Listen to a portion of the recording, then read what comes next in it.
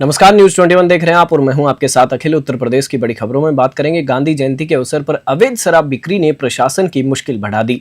थाना सिविल क्षेत्र में पनवरिया चौकी के पीछे चोरी छुपे देसी शराब बेची जा रही है। वीडियो में देखा जा सकता है कि कट्टों में रखी शराब माफिया पुलिस चौकी के पीछे खुलेआम बेच रहे हैं। बताया जा रहा है कि देसी शराब को ओवर रेट में 100 रुपए तक में बेचा जा रहा है। थानागंज क्षेत्र के बिलासपुर गेट पर अंग्रेजी शराब कंपोजिट ठेके पर मेन रोड वाले गेट से खरीदी जा रही थी।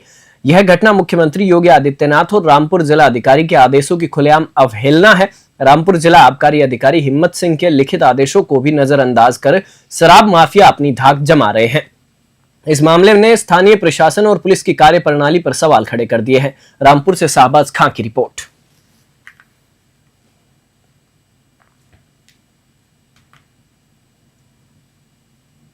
नुमाइश मैदान में दशहरा पर्व के अवसर पर रावण, मेघनाथ और कुंभकर्ण के पुतलों का भव्य दहन किया गया।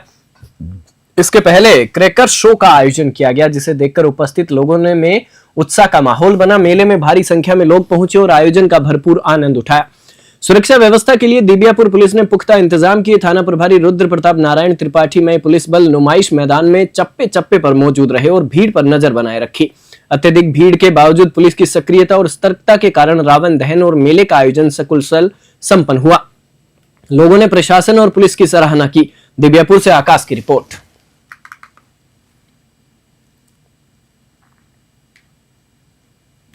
मुगलसराय कोतवाली क्षेत्र में प्रेम विवाद ने खौफनाक रूप ले लिया। महमूदपुर नई बस्ती के संजय सोनकर ने शादी से इनकार करने पर अपनी प्रेमिका शादिया बानो को पिस्टल से गोली मार दी। युवती पेट में गोली लगने से लहूलुहान होकर मौके पर गिर गई और गंभीर हालत में अस्पताल में भर्ती कराई गई। घटना के बाद संजय रामनगर अपनी बुआ के घर पहुंचा और वहां खुद को गोली मारकर मौत को गले लगा लिया। संजय फल और सब्जी बेचता था। घटना की जानकारी मिलने पर एसपी आदित्य लंघे और एएसपी अनंत चंद्रशेखर मौके पर पहुंचे और घटनाओं की छानबीन शुरू कर दी। जानकारी के अनुसार युवती की शादी हाल ही में तय हुई थी, जिसके बाद वह संजय से दूरी बनाने लगी थी। शाम जब वह मां के साथ घर लौट रही थी, तभी संजय ने उसे रोककर शादी का सवाल पूछा। युवती के मना करने पर उसने गोली चला दी। घटना ने परिजनों और मोहल्ले में कोहराम मचा दिया। पुलिस मामले की गहन जांच कर रही है। चंदौली से जयशंकर की रिपोर्ट। देखिए, मुगलसराय थाना क्षेत्र में ये शाम की पुलिस को सूचना प्राप्त हुई कि एक फायरिंग का इंसिडेंट हुआ है। तत्काल एसएचओ, सीओ और हमारे द्वारा घटनास्थल का निरीक्षण किया गया है। इसमें अभी तक की ये जानकारी प्राप्त हुई कि लगभग 20 साल की लड़की है जिसकी कमर पे पीछे गोली लगी है और एक कोई उन्हीं का परिचित पूर्व से जिसका नाम अभी तक जानकारी से जो प्राप्त हो रहा है, उसका नाम संजय सोनकर है। उसकी भी उम्र लगभग 25 वर्ष है। उसके द्वारा ये इंसिडेंट किया गया है।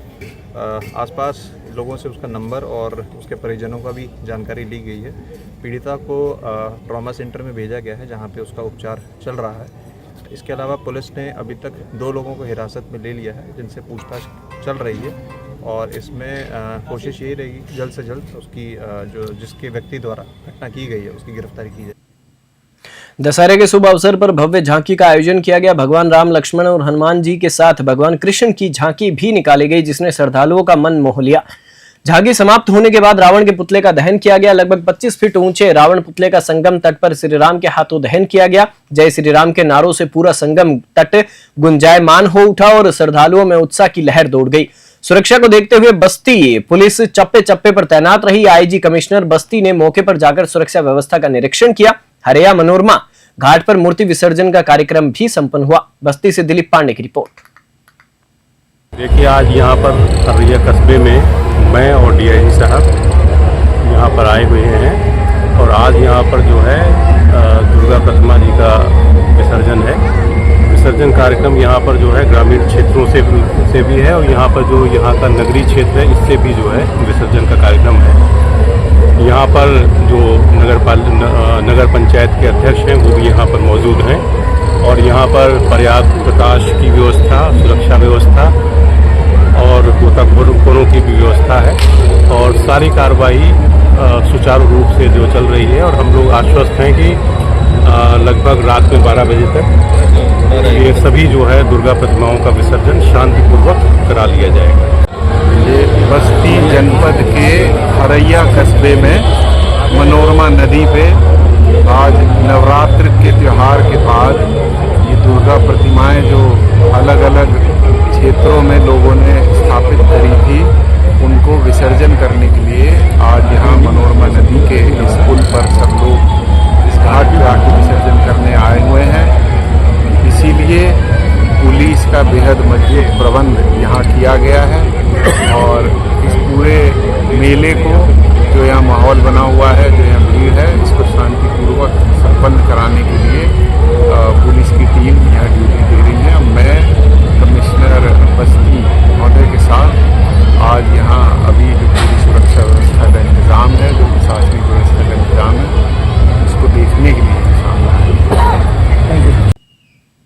दशहरा पर्व बड़े हर्षोल्लास के साथ मनाया गया। रामलीला मैदान में रावण, मेघनाथ और कुंभकर्ण के पुतलों का भव्य दहन किया गया। आतिशबाजी और जय श्री राम के नारों से पूरे परिसर में उत्साह और उल्लास का माहौल था।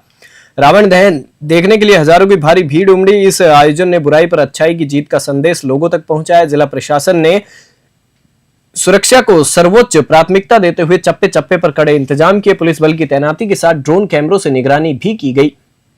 दशहरा पर्व पर बच्चों से बुजुर्ग तक सभी में श्रद्धा और उल्लास का माहौल देखा गया। आयोजनों की भव्यता और सुरक्षा व्यवस्था ने दशहरा पर्व को यादगार और सुरक्षित बनाया। बहराइच से राहुल वर्मा की रिपोर्ट।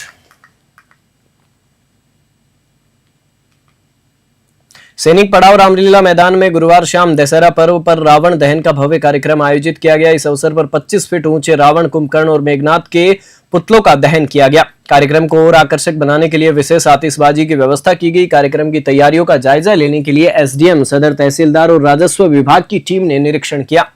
रावण दहन देखने सैकड़ों श्रद्धालु रामलीला मैदान पहुंचे। इस दौरान एसएसपी श्याम नारायण सिंह सहित अन्य पुलिस और प्रशासनिक अधिकारी भी मौजूद रहे, जिससे सुरक्षा की पूर्ण व्यवस्था सुनिश्चित की गई। आयोजन ने बुराई पर अच्छाई की जीत का संदेश देते हुए दशहरा पर्व को और यादगार बना दिया। एटा से इराज अली की रिपोर्ट। कोतवाली देहात क्षेत्र के चित्रा गांव में एक बुजुर्ग महिला की पानी में डूबने से मृत्यु हो गई। महिला घर से थोड़ी दूरी पर शौच के लिए गई थी, तभी अचानक उनका पैर फिसल गया और वह पानी में गिर गई। कुछ समय बीतने के बाद जब महिला घर वापस नहीं आई तो परिजनों ने उनकी तलाश शुरू की। ग्रामीणों की मदद से महिला का शव पानी में तैरता हुआ पाया गया। यह घटना पूरे परिवार में कोहराम मचा गई। सूचना मिलने के बाद मौके पर पुलिस पहुंची और स्थानीय लोगों की मदद से शव को पानी से बाहर निकाला। पुलिस ने शव को पोस्टमार्टम के लिए भेजकर मामले की जांच शुरू कर दी है। बहराइच से राहुल वर्मा की रिपोर्ट।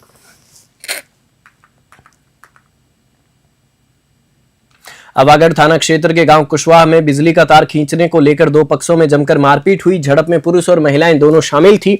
हाथापाई, लाठी डंडे और गाली गलौज के चलते माहौल काफी तनावपूर्ण हो गया। मारपीट का वीडियो सोशल मीडिया पर वायरल हो गया और पूरे गांव में सनसनी फैल गई। वीडियो में झड़प की सारी हिंसक घटनाएं साफ नजर आ रही हैं। स्थानीय पुलिस ने मामले की गंभीरता को देखते हुए तुरंत जांच शुरू कर दी है। अधिकारियों ने बताया कि दोषियों के खिलाफ कड़ी कानूनी कार्रवाई की जाएगी। पुलिस ग्रामीणों से शांति बनाए रखने और किसी भी प्रकार की हिंसा से दूर रहने की अपील कर रही है। एटा से इराज अली की रिपोर्ट।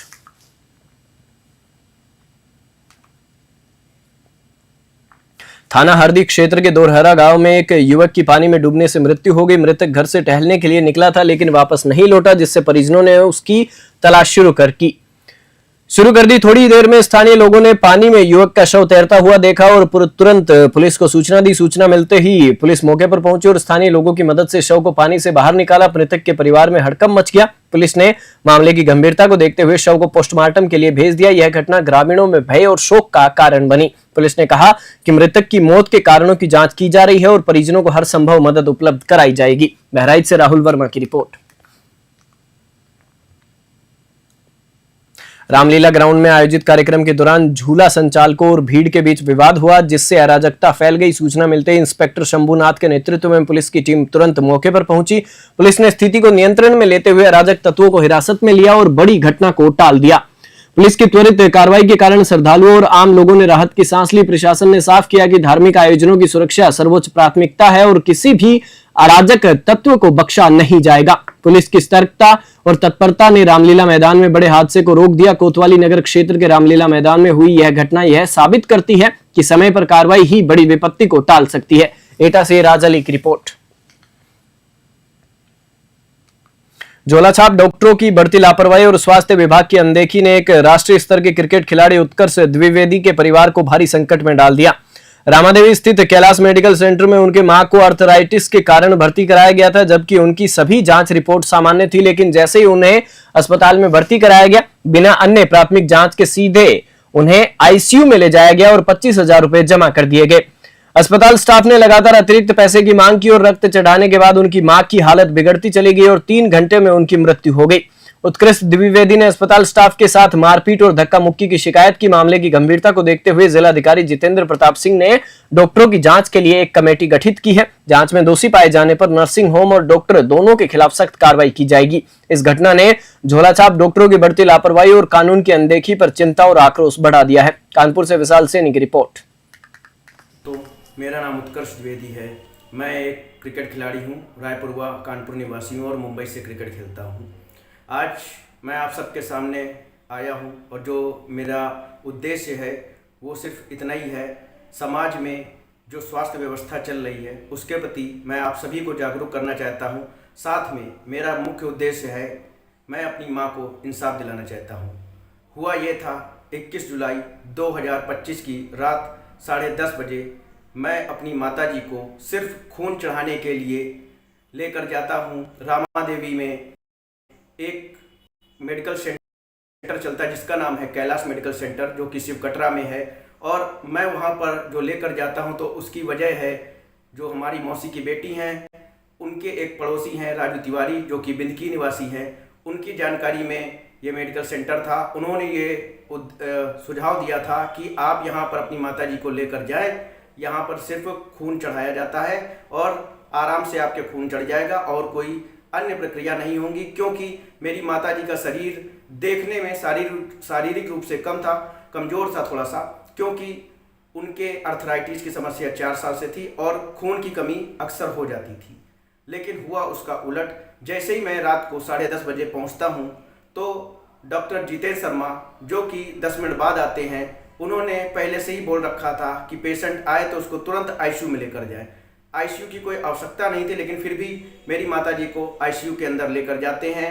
बिना किसी डायग्नोस के बोला जाता है कि आपकी माताजी के निमोनिया की शिकायत है, हम उसका ट्रीटमेंट कर रहे हैं और बाद में इनके 2 यूनिट खून लगाया जाएगा।